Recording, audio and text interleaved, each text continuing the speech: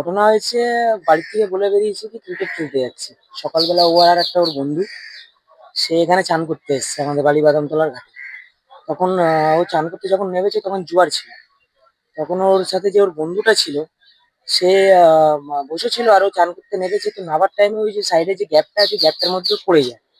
তারপর ওর বন্ধু মনে হয় ওকে বাঁচানোর জন্য একটু কিছু চেষ্টা করেছিল, বাট ও তখন সিচুয়েশন দেখে আর সামলাতে পারেনি, ওখান দিয়ে বেরিয়ে গেছে।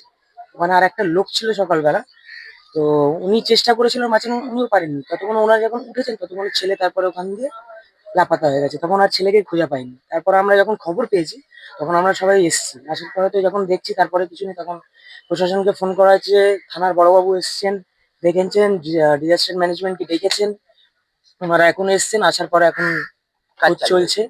এবার দেখা যাক কতটা কি প্রসিডিউর। ওটা কি প্রত্যেক রোববার বেরোতো বা দেখুন, আজকেই না? প্রত্যেক রোববার এখন ইয়াং জেনারেশনের ছেলে এখন হঠাৎ করে এইটা ফার্স্ট টাইম এখানে এসছে ওরা চানটা করতে।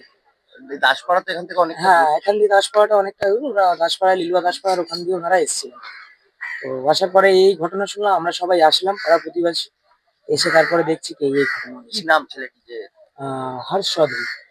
আর ওনার সঙ্গে যে বন্ধুটা ছিল তার নাম? তার নামটা আমি ঠিক জানি না, সেটার নাম আমার হর্ষদীপ। হর্ষদীপ।